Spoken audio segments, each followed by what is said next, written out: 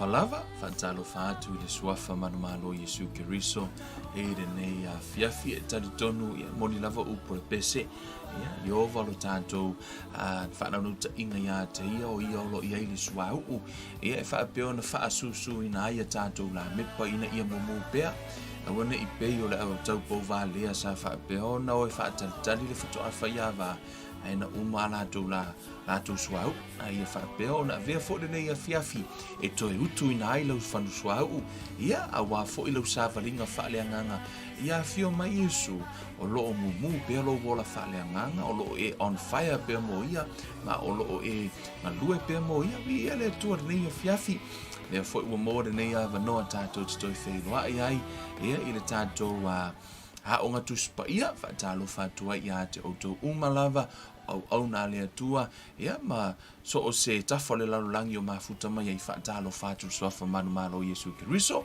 ia o tato fo ilunga nei o lo mafuta mai lunga le tato YouTube channel fa ta si fo mertato Facebook mertato website fa fitai le mafuta mai nei fiafi ia e mele te le tango ai fa so lo e pe share le tato Bible Study ia ilunga o lau timeline e respecting a fo ia pa fa ini se auto ia oni tulanga ole ia ono va ai lava i tono to loto i fale il tulanga o tapua inga we ini si ufa sana mata tato prokalami ai vi ia le tu lo na nganga ia pa fa ina lava te mata nganga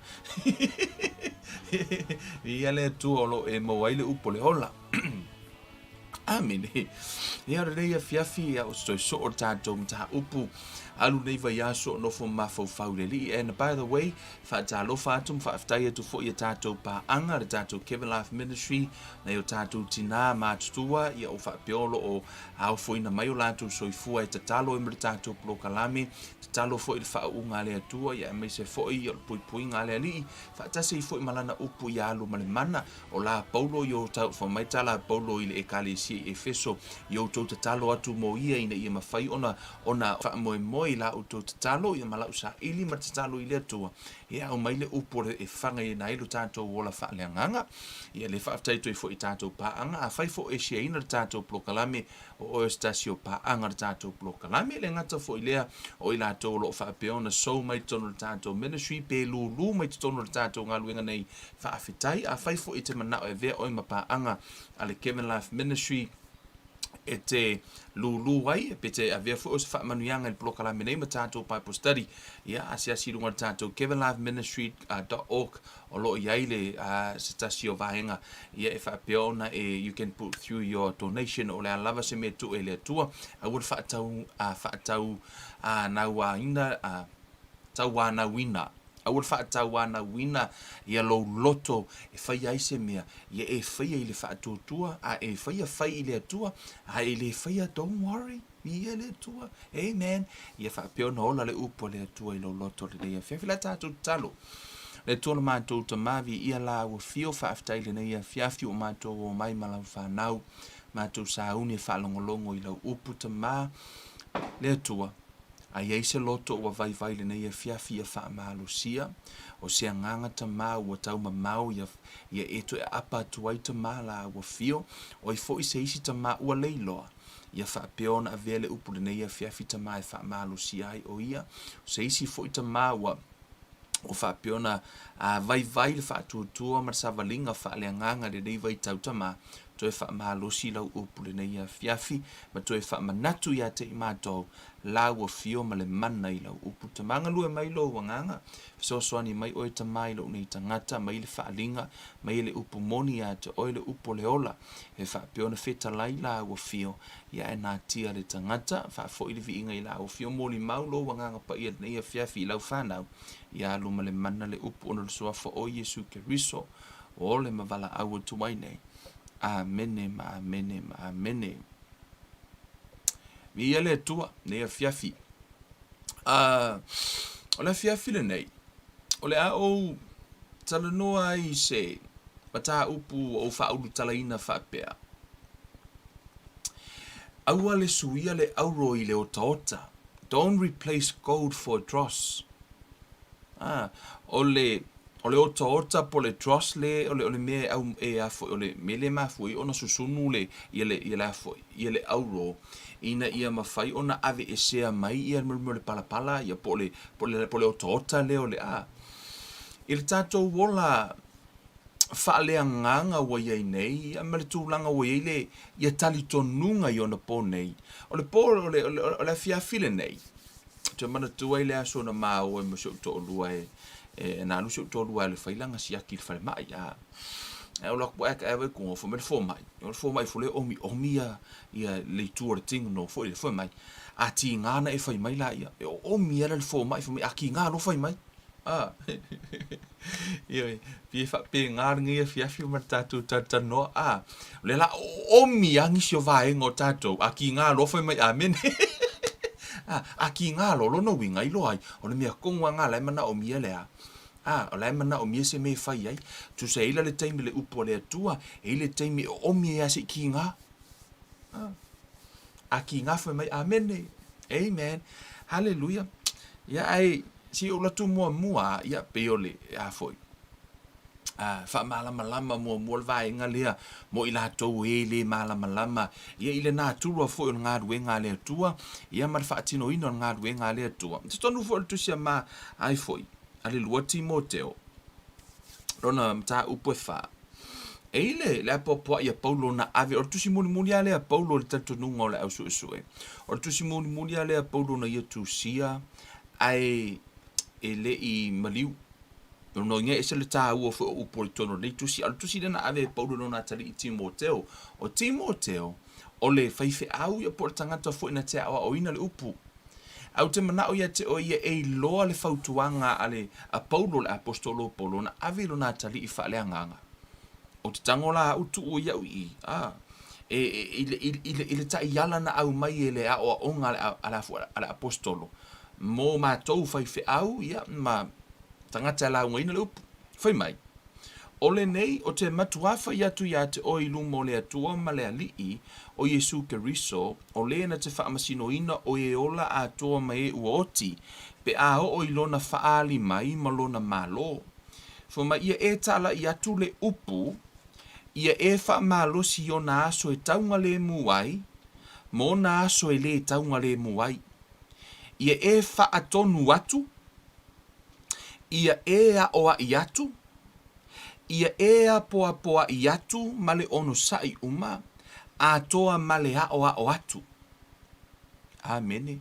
O le whaatonunga le na au mai po o le lainga le a mātou whaife au e iei le mea e ta o le a wha mai ia e a whaatonu atu whaasa o le mea lai se wha mai ia e a oa i atu ia e a poa i atu ma ono sai uma a toa male a o atu.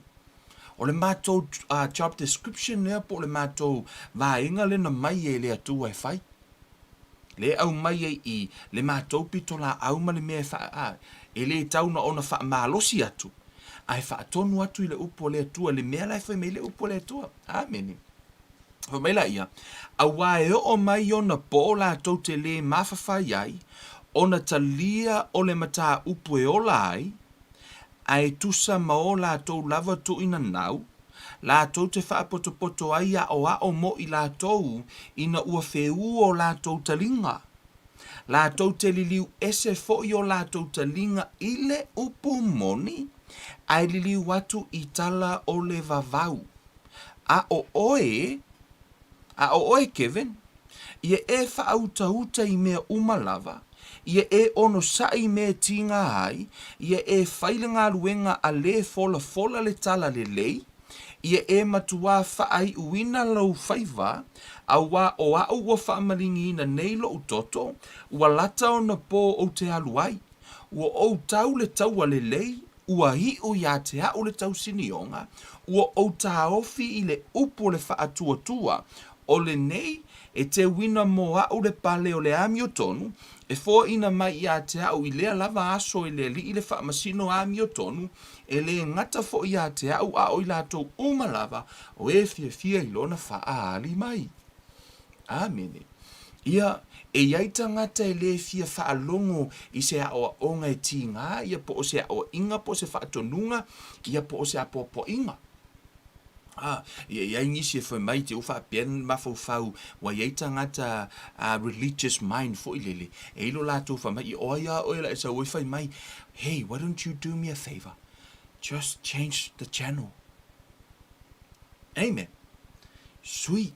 E fui tangata la e fui isi whai la hunga e tala whea ngai li mo o leo te utulia oi. Aluingo la utala. E iei fo istangata la e la tu te la unga ina message e au ngā mo oi fo lele wha mahalosi a oi ma mea te a whai te le mana o ngisa wha tonunga ia manisi mea mani a o inga mali upo le atua oi ia ngai ki sekia la la iei isi vaenga na au i le iei le mea ta o la vea ia mātou Bible Study.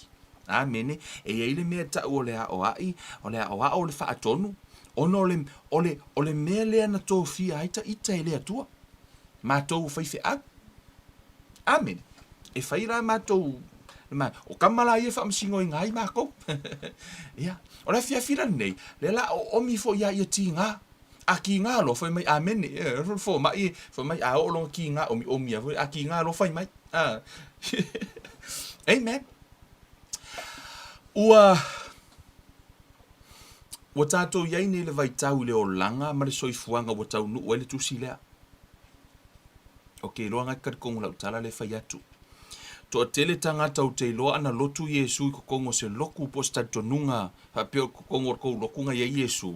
O le vanga ave le silo o makua Yesu le whalwha msingo i lea. Whapea whai upu malosi. O le sensitive o tangata le nei vai tau. Ai, o te whai se tala whapea. Se ua pe ua expire e kalesia, pe ua expire lotu. Pe ua outdated I mo me o afu, o lotu vai taule nei, ua le eise revelation. Amen. Si o omia si tinga. Right? Ua amata ona outdated si mo me o afu, e mana omia le update. O le revelation, e mana omia le update o le move o le anganga o le atua, e mana omia le update o le kalesia. E le sia uonga faile mai sa faile nga makeki ho ile le o mai tangata sa mo faia la ko makeki o faila ko fala inga fa sau o fa ka ho ile le ia wa avenil fa sa lo ngoi ko akele o ngai ka ngaka wa ko faia la ko fala inga e ka recover mai from the covid o le mela wotu wa ko over se fulu papa kiu ho ile le fai se fulu papa kiu ai umai fonga so fa wo les for lili longa fa ia e la ko sia wo le fa na sia singa e papa kiu so sisi males papa kiu e sa wa ka u siku nga papa kiu so sisi ya ha lo la wo nga mai fa ka siro o ke ni alo fa vai ele se ma ke ki so sisi ma ke ki ngai so I men ko me ai mai e ko so me ka me fa tau so I me le fa ngai ka su ya I mai me ai la le wingo de na tala ia o le pena o fai atu, e pei wa outdate ia mo meo afoi, tātou, ia le tātou, ia mo meo tātou nunga. Mafua mai, wale o toi ei se fresh revelation, ma se fresh light, new lights from the Holy Spirit. Pei wa ngata le malama o le ekalesia, wale o toi ei se fe au fau, ma se message e au mai le atua e faa fau wina I tangata, o le fraiso o sisi ale I ke la kulesi loko le mea e tasi. Faftai le atua o la isi e kalesi o lo update. Mo I la tau le updatinga fa alongo le fiafi nei, tātou le update I, le la o omia si tinga. Omia le tinga fa mai, amen nei. Amen. Hallelujah. Love you guys. E afoi. O tutonu lai I. E tā ua le afoi, tātou savalinga. Le sa tatu tala no nei va yaso o tea. Fa mali fetala nga Yesu I tutonu ole. Ole tusia ai foi. E tusia ma reko ena fetala Yesu ma reko fitus futonu. Na foi mai ai wa le aisa nga le upu le atua ono a o to upu tu. O mo meo upu na tuua sa apasi mai o to wa ngata ma no o tu o to tutonu to lotu. O mea ama mea na fai o to ta ma la e alua ya le te mire nei. Wa levanga expire. Put in that way. Ele o koe work ngā mea. Ale mea na walina o le toa tele o tangata le whare kalapu, ma o solo isi ea, e o e su ese me sa ili ai, ai sea, wale o koe work ngā mea ko kia. Te tauna update le lotu, update le whainga o mea I le atua, raise the standard. Ia. Le la tatou wo le upo le atua, le la tatou wo from scriptures, it is God's will to raise the standard. O le finangalo o le atua ia si itia le tūlanga. Ai o lea lava e whai mea, wa fwoi no le mea, wa out of data mea tatu materials. E kalesia, ta tauna si itia le tūlanga. Si itia le ola sa ili le ali, si itia le revelation from God ona e tupu le e kalesia. The church will grow by revelation. Amen. No whalongo, nai vai aso taru ai o la unga stasio o ona le tuana I fa pia se tala mana ia. Evangelists will save the lost soul, but prophets will save the lost church.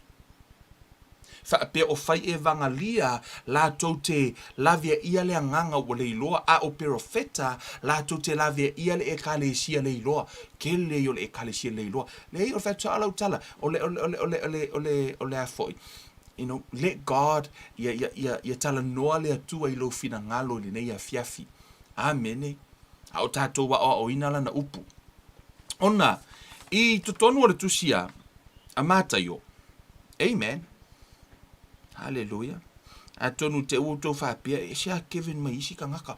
O isi ka ngaka e maa ngai ala kou e inspire. Vo ilili, e pika mala sa u whakongu mai maa kou. It's part of my job from the Lord.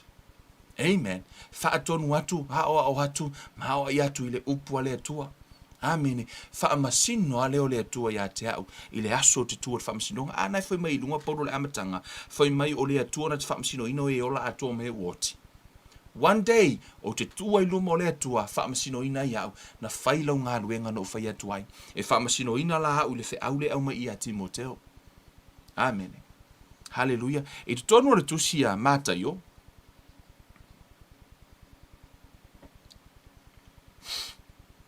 o lona mata upu es fulma le ono.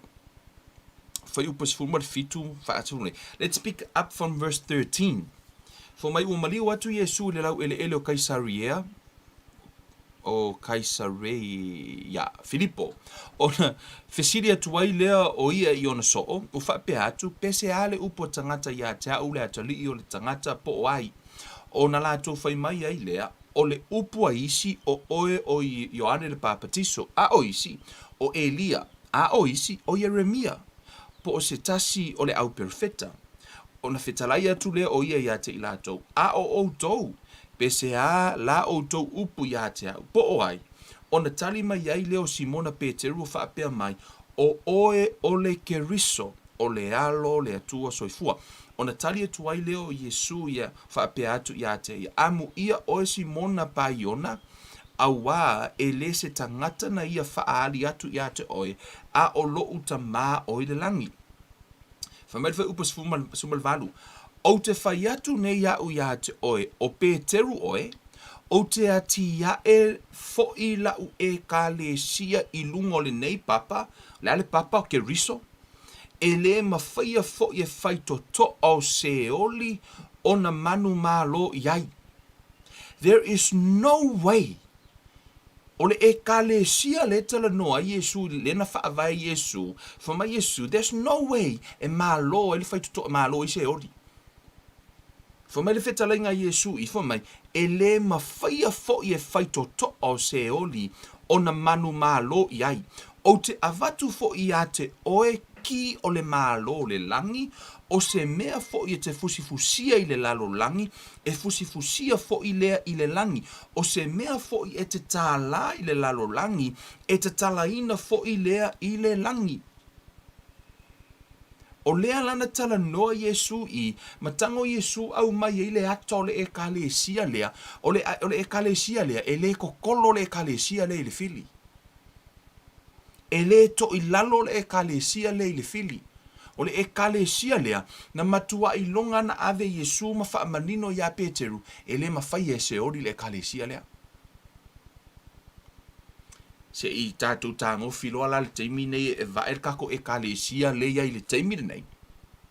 Ia, kangoa oi whaonga i fueko e kalesia. Let's be honest, be real. Tātou tānoa. Po le alava le kalesia. O manu malo ai se oli, po nai manu malo o tau ia se oli. Whai o tau manu malo ai, vi ia le atua, ngā lai seki o kou. Tātou atu le tusia ngā ruenga. Mua. O te mana o ia te oe, whai o oe stangata e tisa ili le atua. I really want you to read the book of Acts. Whai tau le tusia ngā ruenga. Mai lava le mta upu mua se iho le mta upu muli. O ina, o loo iai le ata o le e kalesia na whaatuina Yesu. O le e kalesia le retala noa ia Yesu le tusia Peteru. O le tusia ai foi. A mata i o le nei, foi mai le mawhai to se ori na manu malo ai. Whai kaura le kusia ngā ruenga nga e iloa la ia. Foi mai le tusia ngā ruenga i le vaenga le foi mai.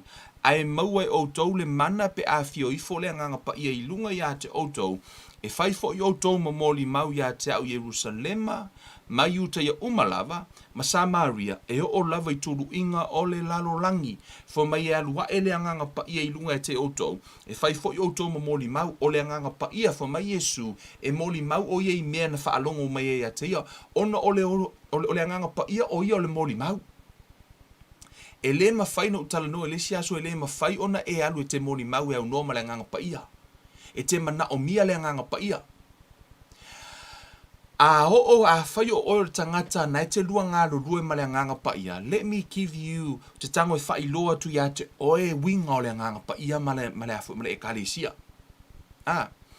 O le nganga pa ia, whai mai o le ngaluenga umalea mai le tusi le ngaluenga se o fai unga nai te vai le ngalu o le nganga pa ia le se mai ngalu akwea ele I malolo le se kangaka nga mai ngalaku ele I malolo e o ia Paulo foi mai wa vaku le ofo Paulo o longa solo wa vaku ku I mai malolo mo e se ke mongi me va ai vaku le ofo o ke lo a vaku le ofo Kevin ku e ku se mai nga foi mai ia so le avelo ofo e ka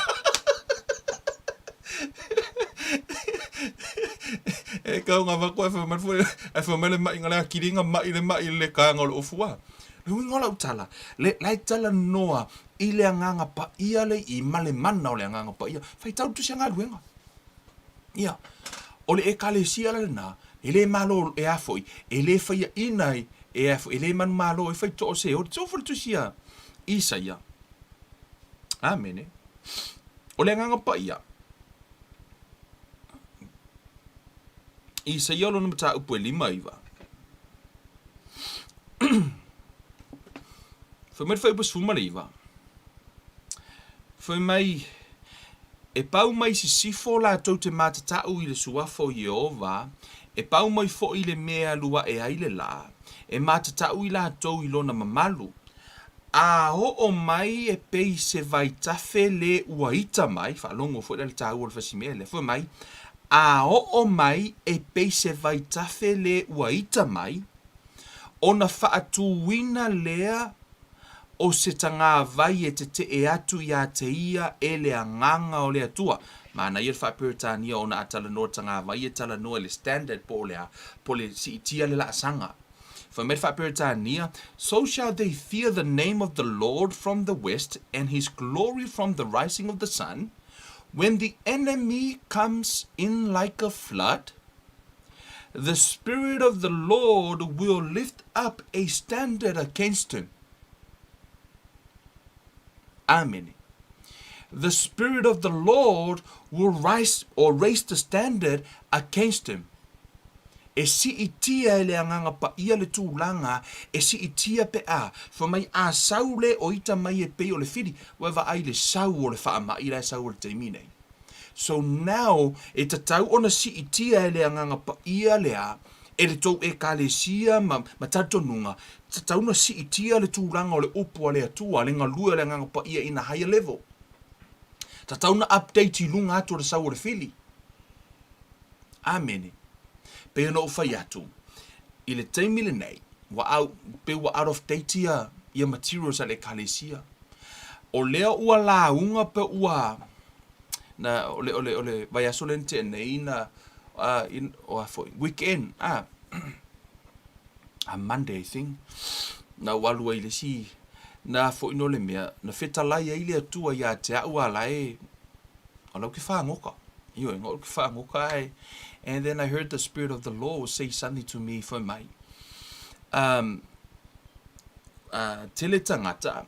People spiritualize their rubbish and present it.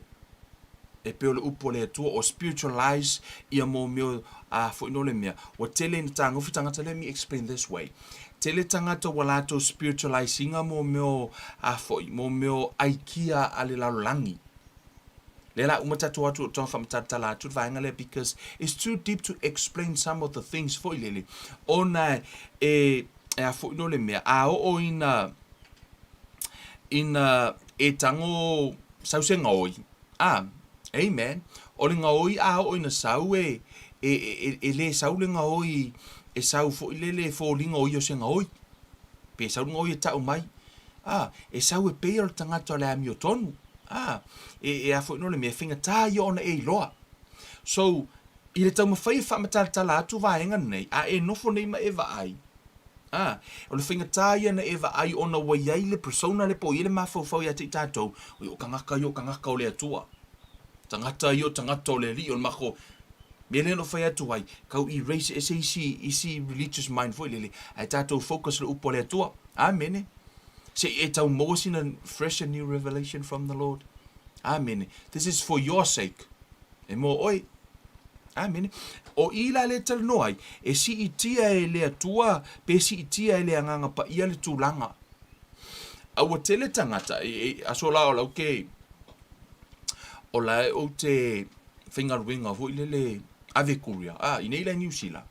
E mo meo no fuanga fo i ene New Zealand e whakua i mo meo fo i o ka longe fo i e o atu la tangata fai o e ni o ofu fo i le lei wo le to e whaonga ina o na avela i te tono pina pe o pini o lo fatu e ta fala wala le whaonga Salvation Army maisi e o e mo nai tangata e mana o mir so swani e te o tele la o alava ni ofu lae o ngā mani mea o ngā apso se mea lava o na avela i o tu i te tono pini e o whai al malo o le to tele la usta ngata o la to ofu ave o ele oni ofu le mo mo la pisi au tango fita ngata teu fa au le make it fancy fo le ona ave lola ia ku inga so lo ave kia i o la ko la pisi e fa pe na fo o te fa mtala ina fa pe na fo itali to nunga ya so nei tele o taimi wa au mai la pisi tangata wa keu and make it sound spiritual wa tele na au mai ele e kalesia le fe au ale lalo langi wa au mai tonu make it sound spiritual. Wala unga ele e kale sia matal tonunga le Yesu wala to launga ina le Yesu e fa moi le tui ai la to tele o to launga ina Yesu mona fa lava e malolo ai ele o to launga ina le fa tua ile upu ale atua au fa au launga ina the ways of man.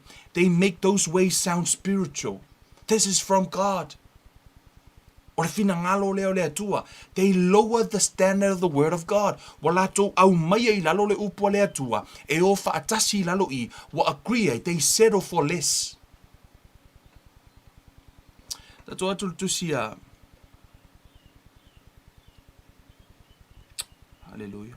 Tusia fata oto. Tolu se fulu. Fai mai le upu ale fata oto tolu se fulu. O a fionga uma ale atua. Ua se a rio ua te a male o taota ia. O le talita lava o ia I e fa atuatua ia te ia awa. Fa mai aua e te fa au popo se upu ia na fionga ne ia oa iatu o ia te oe o na tau pepelo ina ai lea o oe. Te mana o ia te oe fa mai o a fionga le atua the word of God. O le upu le atua fa mai ua se a rio ua te a male o taota. O le a rio male o taota e lua mea. E le lau tango e vatu whaate ta inga leo te mana o ia te o ia e loa le ata le vali atu. O na a e le loa le ata le vali atu te misi a toa le mele tau tano tuai. Ok? O le lau tango e whao ngā o ananafi. Sa maa oi masuk to o lua e a foi. O e la ofe whangoka e la o fishing rod e tolu la vaenga e tolu mo meo peace fo i le fishing rod. O le mea lau atu, wa ngaule o ngā kokong. Wa ngaule le afo, le pis le pito tonu. Na inga wa ngau, o kangoloa au mai le mermel fasila au. O kau ma fai so o ai e wha tape. Wha pe wha o ngā ai. So, wa ka fiu e fai. E ka ila o fe fo lili. Le ai wa ngau fo lili. E mo ia le mele na wha pi ai. E le work. Ai ona e whai ngō fia ma tau ngō fia ngaris. Ma ia se mea kau wha pi e tau ngā tau mwhai e wha o ngāre ofi. O ka fiu e whai e le mwhai. Ana na fila. Whisho kōrua. Ka o ia e su e sea. Se I su e sa o mai a le pāti lea.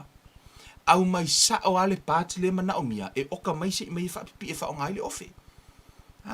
E rana o wha o ngā ina le wha te ta inga le nā. E tau wha matala tuai. E pi e wha pe nā le ata o le o tali tonunga le taimi le nei. Ina ua mai le tangata, ina ua saule koviti, ua au mai loa le fasila au e so o ai, instead o le au mai o le upu a le atua, it's like e restore atoa, sui atoa le mea. Ua tātou suia le aulo, ma le otaota. Ua e momaringo lau taleta whamtalatu, pe o au ilo uinga, pe o le mele tamu whai ei, ona e whai ngō fia te au ngō kango me se fasila au so o le ofi. On fa tape lola ia kom fai fa ngai kai mo singa ia o le lau o tango fai but that's not ele o se mele nai te tau tu iai e fa pe na fo ila I le taimi le nei wa le o toi preaching ele e kalesia le pui puinga le atua wa le o toi preaching fo ele e kalesia le fa maoni o le atua malana fa malolonga ai wa preach le Ho e whai kou kui. O, mea nei. They settle for less. Wala to replace ina le upua le atua and make that sound spiritual. O le wa whai fo mai, o le wa pei o le atua le ona le aikia lea. It's not God's idea. No. O le upua ia le atua, this is his will. Fo mai le upu o le ekalesia le tanoa Yesu. Le tanoa utangata le ekalesia le mai mo mai. Tangata le ekalesia Yesu. Fo mai la isi itia le atua le la asanga e whaasanga tau wai. O le keiminingei, o la ua whea lua iriki a Apollo ma le whanga ma le afo. Ma le whanga sulua mili vo ile le kau le kaua. A la lava e ka whanga me mea ka kongunga me ekalesia le keiminingei. La lava e afo e upea ala alisi la lava ea. E le updating anga mea kau. O laua saule, le fili e pei o le sau o lea. Le sau wāre ki Apollo le keimire ngei. A o le ngei lava ea, we settle for less. E pei e tātou te le o si itia le tūlanga i le la asanga te tauna tātou iai. Amene. Te tauna tātou si itia le tūlanga i le mea te tauna iai. Sotu tu se kalatia. Amene. Onai.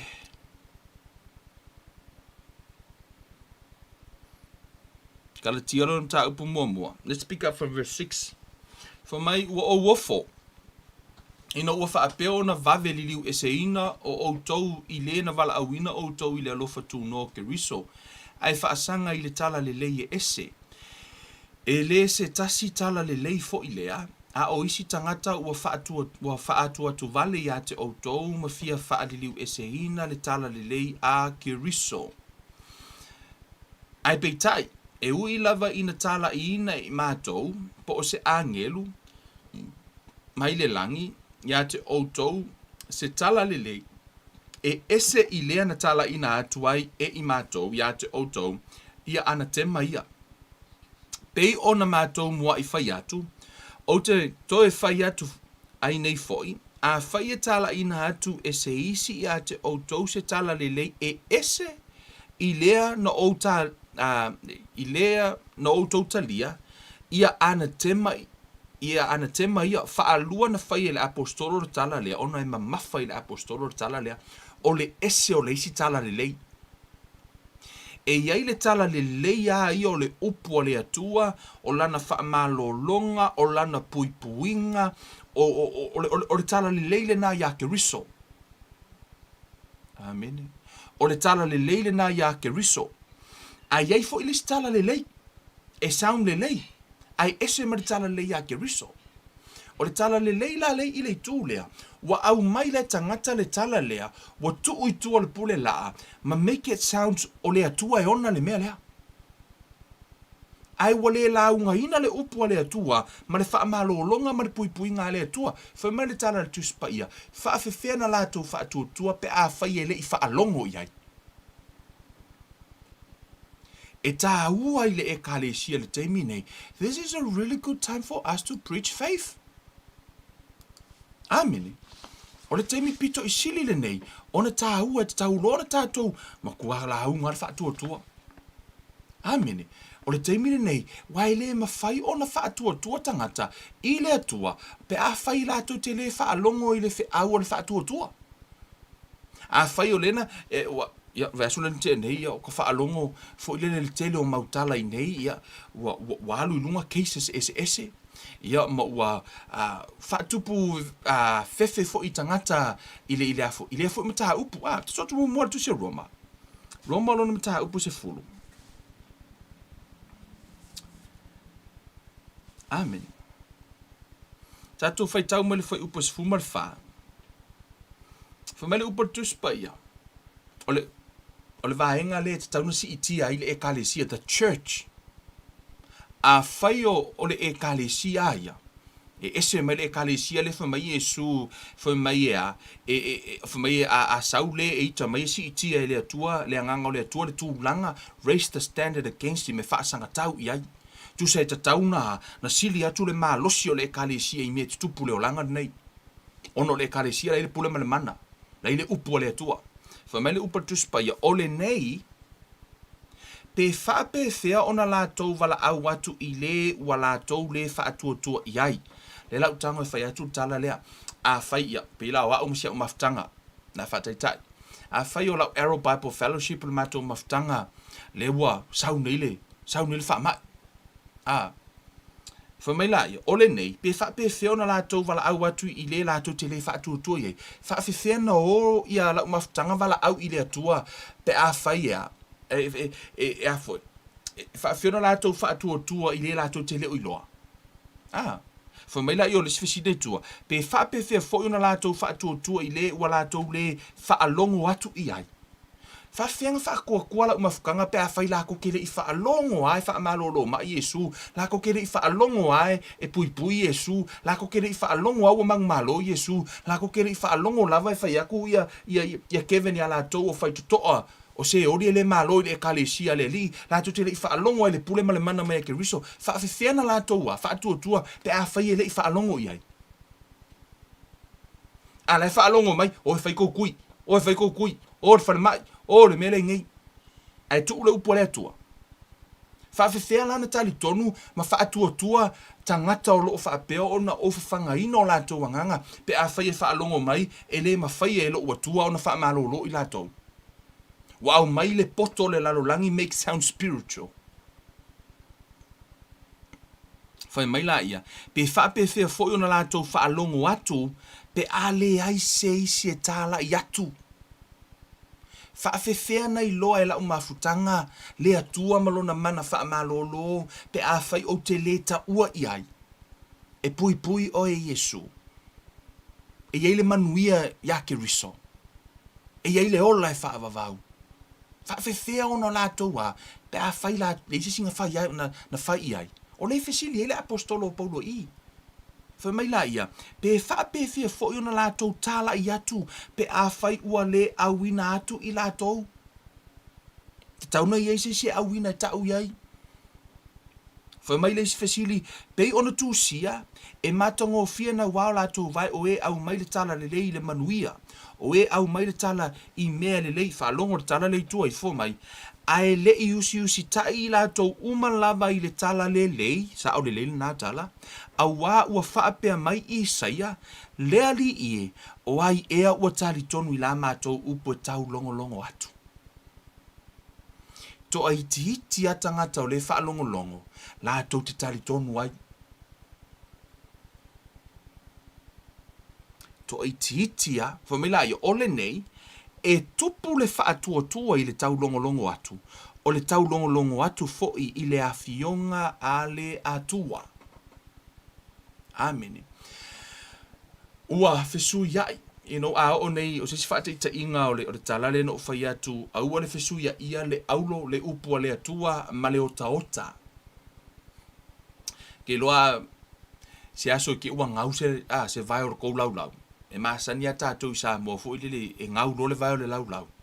Ia, tātou tā ngofi loa au mai se mea sui ai le tūlanga o le vai, pe kaka ngofi au mai se paelo, whaatu fo I le ai vaku le lau whaalango I lunga.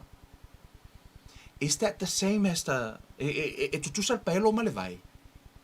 Le ai. Ia pe tātou tango fo I whaise aikia fo I le pe whapea ia a whaalango aku le piko ngai le eise vai le ikura o kaunga o ngā kaofi o lau o meto tia uma ia tātou te whaia ina ia mawhaina tū le lau pe tai tātou te le o suia le vai o le lau I le vai te taunu sui ai e le o sao I te tau lava o nā ona oka mai se vai o le lau pe au mai se mea le lei e toi whau ele si vai.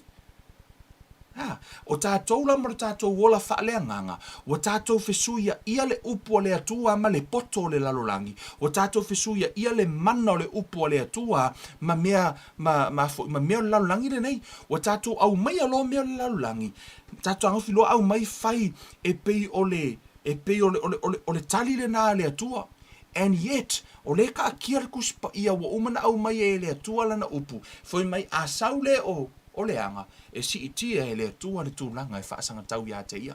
Ta tauna ola le ka le sia I lunga atu o whaamai.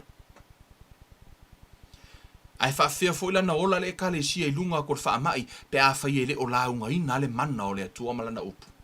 Whaafena whaatuatua tangata i le puipui ngā lea tua, pe a whai rei whaalongo ai se puipui ngā lea kua.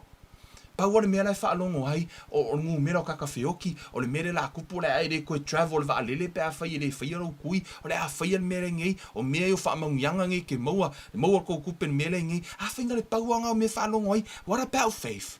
E le upo le atua. Le e ka le sia le whai mai e le whai a inga. E le manu malo ai se oli. What about that church? Le mea le tātou mai i tātou e la unga le upo le atua malana puipuinga. Amen. Ta tauna tātou fo i e la unga le upo le atua. Ona e ta tauna si itia le la asanga.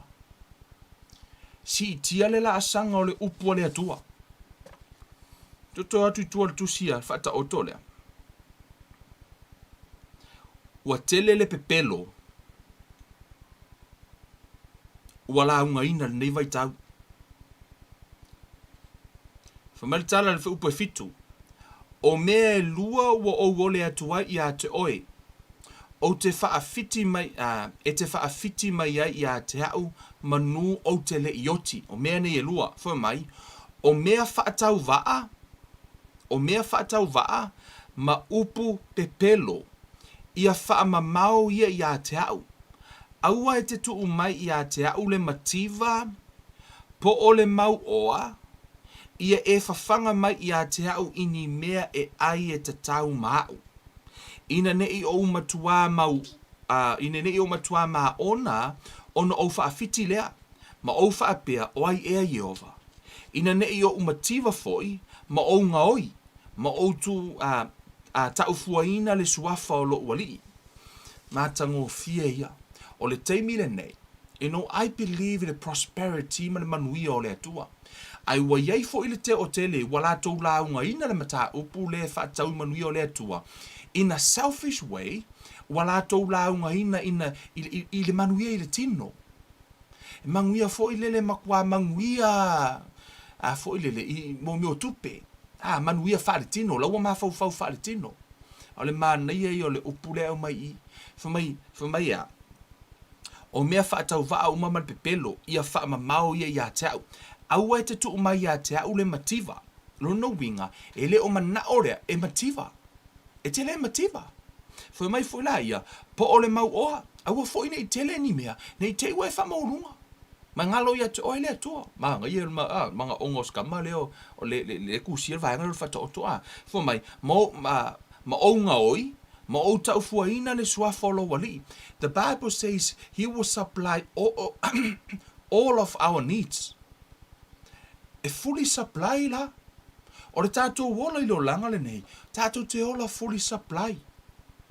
O le tere lau teimi, ua pe ua tala noa i le tamau a inga whaale anganga. Ai tala noa i le tūlanga fo i lele o le mata pea pea. Is that the right word? O le mea fo i lele o le mata pea pea. Ma le mana o mea. O le toa inga nganga le na. Lawala unga i tua o le fe au lea. Ai e ia ia le fe au aia. E piua fo ia. Amen. E piua fo ia le fe au lea ia. E whatau le mata upu lea. Tuatu le tusi lea. Tono le tusi a. Thinga le lua kore ni to. I believe. Lona mata upu e sutasi. Te mana au whaitau oto ma se vaenga leo le tusi a Paulo. Ia kore ni to. E se fo le whaingon ngā ruenga la apostolo. Whaitala. An lua kore ni to fo mai. O lo umana o i outou ono sai te isi a te au i lo uvalea. Ia ono sai mai lava ia te au. A wā ua o mai ele ngā, a lofa ia te outou i le mai ele ngā e te tau i le atua. A wā ua umono o fau tane ia te outou i le tane e to atasi. Ina ia o momoli ia te outou o le tau pou wha maoni ia keriso. Ai o te fefe, ina ne i pei ona wha se ina o ewa ele ngata i lana tonga fiti, e wha apea ona wha leanga ina o outou manatu ina ia le tonu ia keriso. A wā a whai e tāla ina atu e se tasi, e se alu atu, se Yesu e ese i le na mātou tāla ina atu. Petalia e outou se anganga e ese i le ua outou talia. po o se tala lelei e ese i le ua outou talia, po ua lelei ina ia ono sai i ai. Tele Yesu wa launga ina i tutonu o le ekalesia, pe o le Yesu le no whai atu e ana nei, o le Yesu e wha moe moe le tui, ai le o se Yesu e wha moe moe wha lava lava e malolo ai. Two different Jesus. Yes, o le Yesu o le tuspa ia, po o le Yesu le ona le tala leilea, o le Yesu lea e eilo na mana e wha malolo, o lana ekalesia, e ola i lunga atu. E si itia le tūlanga. Whaafialang kakarikongu le Yesu, ngā pēr whai kako kiri kalangoa re ngā Yesu.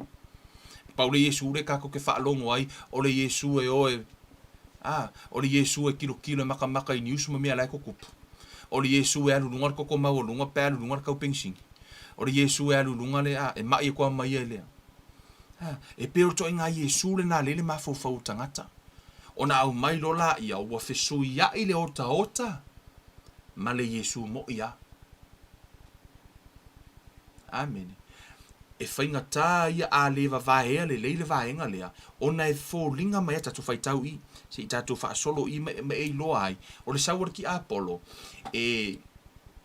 A fo ino le mea. E pei al whai au, e pei o Kevin, e pei al whai a ongar kuspa ia. Me fo na i loa ai le. Tāu ai loa. A whaitau lau tu spa ia discern the spirit. Pe sa o le anganga le whai atu ai. Po le anganga o le atua. Po so ua manatu. So su e o i lumo le li. Fa mai lesi fai upu lea. Wa o whaia ea se anga sala ina ua wha maua lalo ina ai e au. Ina ia wha maua lulunga ina o tau a wana o tala ina atu i ate o tau le tala lei ale atua ma le le tau wia mai. Na o wha oa mea aisi e ka le sia i le wha aola tanga na o talia ina ia au na atu ai i ate o tau. O leta le noa Paulo. Lena fōa i le ekalesia Makedonia, lena fōa i le ekalesia le ia Paulo, e le ia oa la e Paulo se tupe ina ualu Paulo i Korinito, e le ia ima se sene la vaenga le na tutongi na i Paulo. Laifa mai Paulo e tatau na tutongi na ia peita, i le tutongi na ia. O pēr no whea tulanga lea, i le lenta tutanone le prosperity, le launga ina le tamau a inga. Sometimes wala unga ina le tamau a inga in a selfish way. Ile tūlanga o le mata pea pea. Ai le o tusai ma le loto fuatia ifo le lei no mo le atua. Right? Me la ia. No o iai ate o tau ma le mativa. Sa le tinga ina se tasi a te au awa o mea na mativa ai au na whaalava ina mai ia ele au uso na o mai Makedonia. Na o whae tete ina ne iti ngā ina o tau ia te au i se mea e tasi o te whae tete fo i iai. Amen. Sele mana ia fo whae te inga le apostolo Paulo, ia moska mo Kevin, ia mo tātou umalava, lea nganga e mamao se nganga e whaise mea, e leo whae peo whae lea o ngā ina, laifa me fo le apostolo Paulo, o lana fiso soan ana lea ile e kalesia i Makedonia, e le mawhainga kokongi anga pili, kokongi le mea ngofu ai ma le mea ai, whaewhenga aiska mo Paulo, whaewhena support ele e kalesia, au le e kalesia ai u leo Korinito, lei masi mena avea masi ai fai tau ni tau puiva. Amen. E se le tano ai Paulo, e eila na ia tau. Peitai, o le mamai o le mafau le apostolo fai e ana, fai mailo no loto lai nei. E le o launga ina, he never preached money out of their pocket. O lai preach sa, o le wha tua ia. Amen. Faith in the word of God. O le fo itala noa Paulo, he also believed in the principle of sowing and reaping. O Paulo fo i ona tala na. O le lulu ma le sele. O lai fo ia o Paulo mea umana, le tutono le o ngā Paulo. Ai tele na tātou whaia, whaafea na tātou wola le nei taimi, pe a whai o tātou whisuia ia. Amene, le poto le lalolangi, ma le auro le upua le atua. Pe o kaka ngofi au mai lea, le fasila au kauanga o ngā whaalangolango i pe vae se mea fo le kauanga o ngā whaalangolango le laulau pe a ngau le vai, ai le whaatau mo se vai fau le laulau. Au mai sa o le upo le atua, a o ina broken ia pe a fia tangata whaalea nganga po Kirisiano, wa a fia le lato fo launga, wa osa ili le self-help. Sa ili lunga o le koko, su e lunga, what about the word of God? Le upo le atua, o lo o iai lea, le mana i tono le upo le atua e malo o loa i lo wanganga. Amen. Le upo le atua, amen. Fo mai le upo sfuma lua, ua sila fia e le atua, a o le mea ua o faya, o te faya pia lava lea. Ina ia le maua ia te au se mea e alai, se upu i la tau ua fia maua se mea e alai, se upu. Ina ia faa i loa ina i la tau ua peio o i mātou, i le mea ua la tau mita mita iai. Fa mai la i fupsuma tonu. A wā wha longo fu i la mahalia. Interesting or kala lea pauru. Fa mai. A wā o i la tau o apostolo pe pelo i la tau. O le au fai ngā luenga ole ole. Ua lina i la tau e i la tau ma apostolo a Keriso. E le se mea fo i le ofo ai.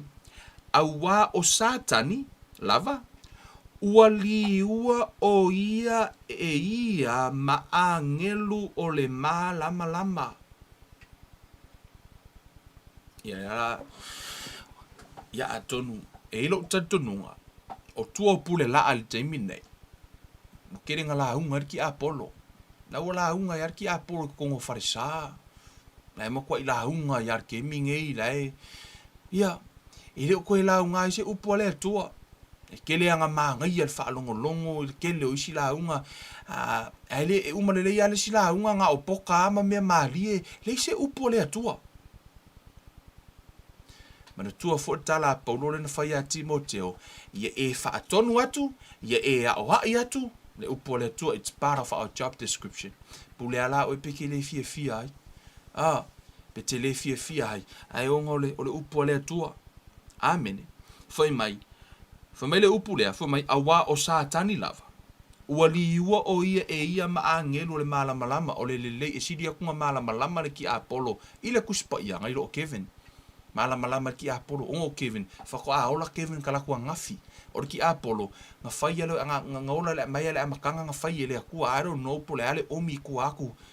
You know, billions of years or trillion years yo pole alava le nisi mauia i ku aku.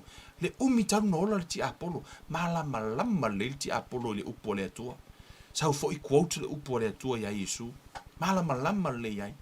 Ka koulas ka mai malama lama le ngai. O le upu le o le pelu. O le pelu o le anganga.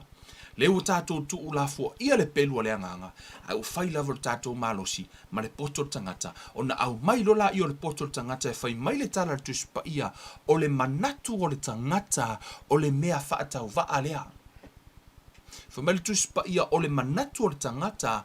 O le mea whaatau va alea. O na o lola i le tala le fumene le tala ale fata oto foi mai e lua meu te mana o te ave ese o te fa afiti me te au ave ese ma o te le yoti o mea fata o va amale pepelo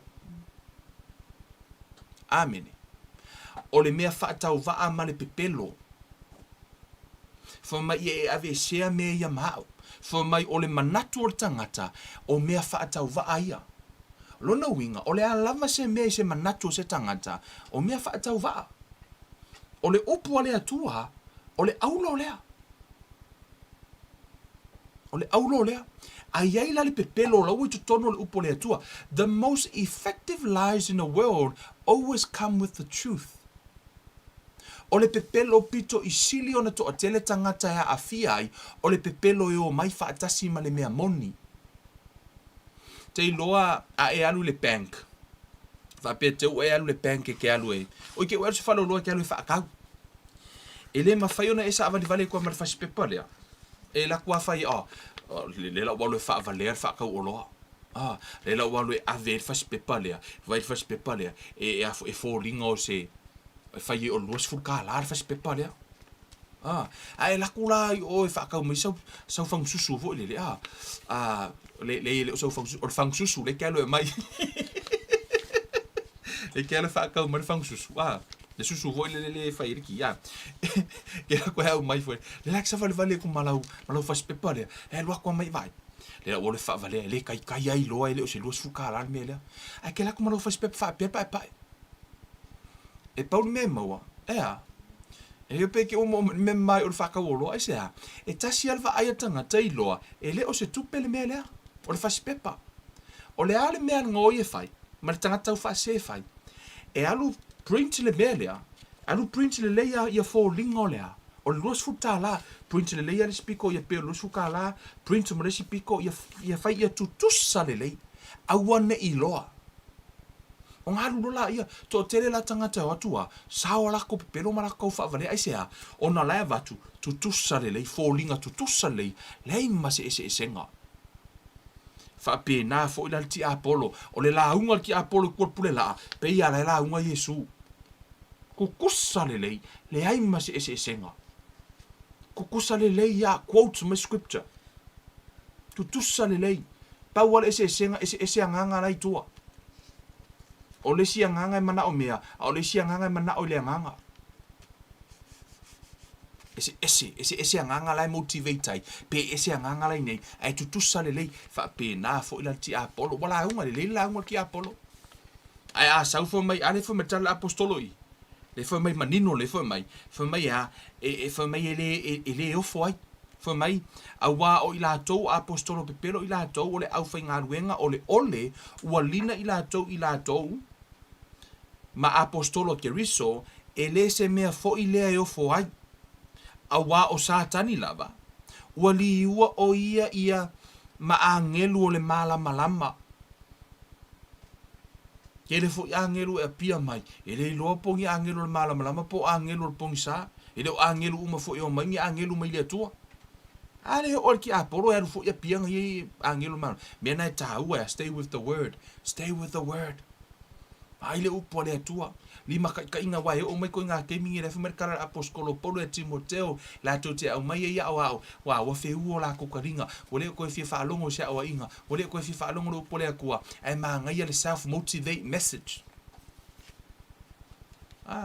o te tala noi e tatu tala noi prosperity le tua tatu tala noi le healing tatu tala no umai mta umale tonu it's all part of the gospel e o fo ile ola fa pa ia ina it's part of the gospel. He o foi leola mama, it's a part of the gospel. Amen. Leola mole ali, it's part of the gospel. Ele a foi, God is not mocked. O lea tua. Malana up.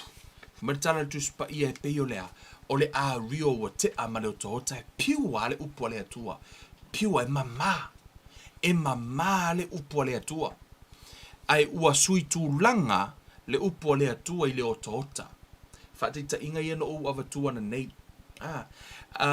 E tele laina se sele e kalesia. Wa whaaseina le kalesia pio lunga i. Whameritala a Paulo le whaupo toru. Ai o te whewheina ne i peo na whaaseina o ewa e le ngata i lana tonga fiti. E whaapeo na whaalea o ngā ina o outou manatu ina ia le tonu ia Keriso. Wa ese le Keriso le tal tonu ai, ma ua le mau kongu kangaka, pe mawhai e kako Yesu le ala unga kuspa ia, wa manu malo Yesu, ai asau le mai whamai, le lo pe mawhai e kako Yesu le mai le pea, pe ia le mawhai e kako Yesu le mai, o le Yesu le ngā le vahenga lai, o le Yesu o la kuspa ia, na te mawhai a mea uma, ia.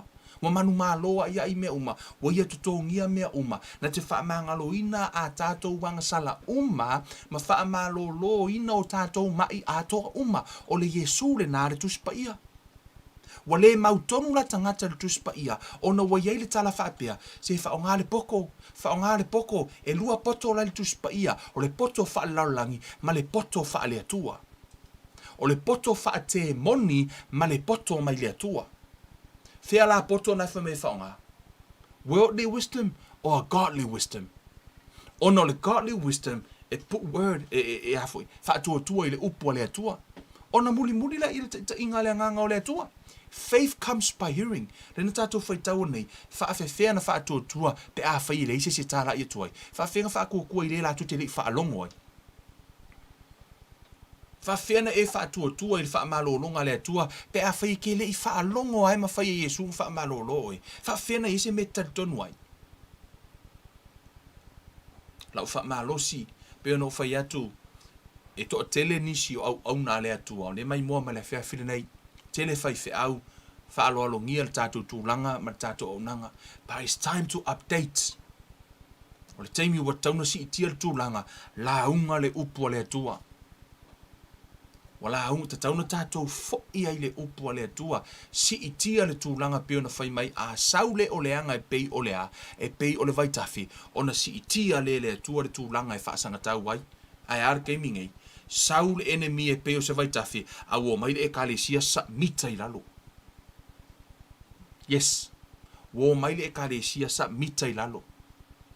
Wala unga le e kalesia le aikia lea. What about the word of God? For me, ole upu e pure. This word settled in heaven. Ole upu ole atua I taloa. Awa tātou tā ngofi spiritualized idea laulangi. Ma tātou whai mai, this is God's will. It's not God's will. Ole upu ole atua, that's God's will. Kaunga koe updates. Upgrade. Tauna toi updates tātou whaaleanganga. Tātou wō la unga le upo le atua whaafewhenga whaakua kako ngai kako māmoe ma māmoe a Yesu na tuina mai tātou pe a whai kako ke le o la unga i le whaatua. Ma la unga i le upo le ola. La unga i le a whionga pa i a le atua. Pe no whai atu o omia se ki ngā ki ngā I loalo o inai taun tāua. Whamerita la Paulo i a Timoteo ia e whaatonu atu ia e a oa I atu, ia e a oa o atu. Tele na tātou na e tō whaalongo a oa o atu, Kevin, le upo le atua a oa o atu. I think it's time to a oa I. Because o le vāhenga o la unga luenga, na mai e o le atua. Whamasino le wa o le atua one day. But I really want you to e fo I mai lau wa ai le fe au ia ke riso. Ma le mana o le ekalesia, o ai oe ia ke riso. Ma lau, ma le mea na vatu I Yesu ia te oe. Tātou wola I lunga ola I lana upu.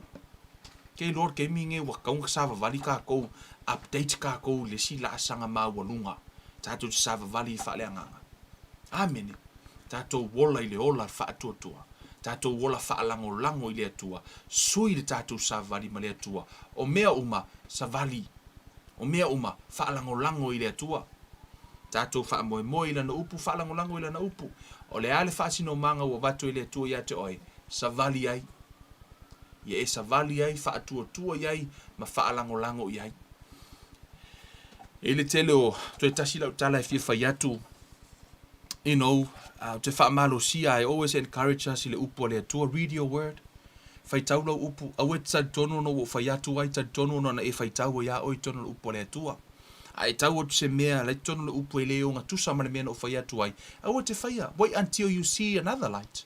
Te rei lope umakuro laka usanga fumai, le winga la le kala Kevin, le whaka au kaurisi whai upu lea, a whai kere I kaua ia, wawa ke pole I fua, ma ai le mea le te whai tauto na whionga pa ia le atua, muni e because one day, fumai Yesu, o au upu e whamasino ina ai outau, o le upu lea, whamasino ina ai tātou ma tātou sāvalinga. Ia whamanuia le atua I lau sāvalinga, aua nei e whesuia ia le aulo ma le otaota. Aua nei e whesui tūlanga ina le upu le atua I mea o laulangi. Aua fo'i ni o tātou spiritualizina pio le amatanga le no whai atu. E a tātou, e te lo teimi fo'i lele whaalongolongo, le na u whai ele tala, ke mi fore ki ai wha pe arungere wha kause mea ai.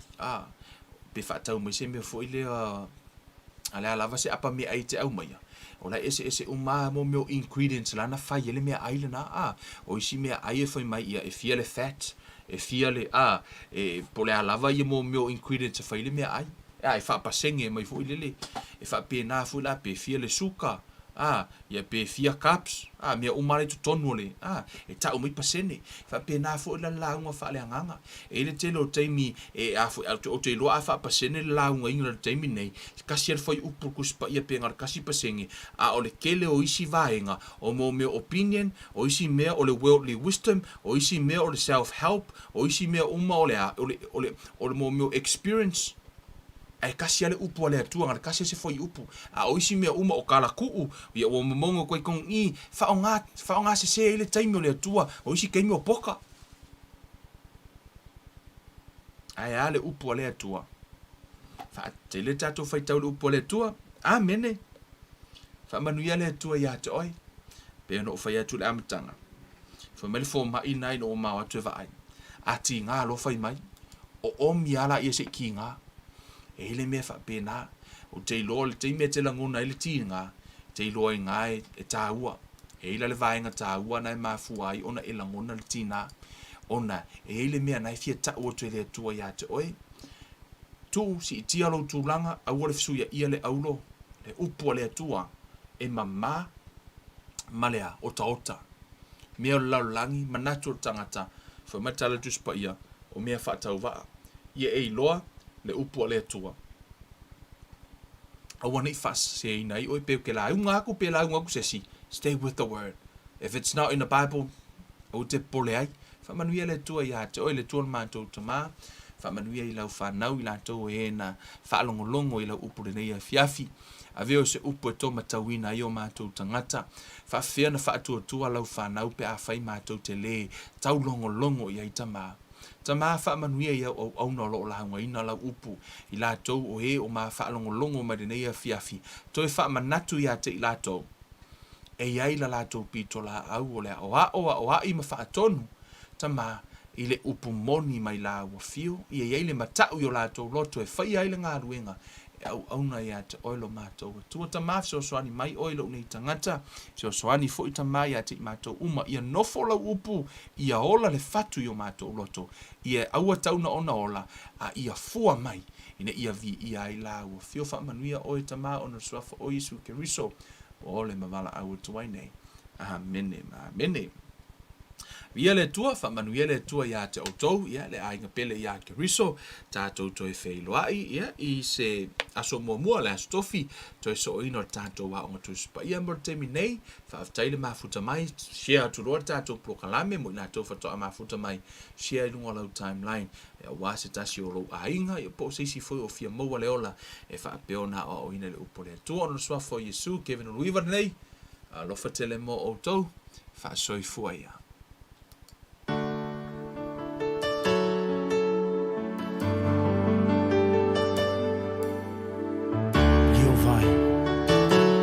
Lau te tango, whaunga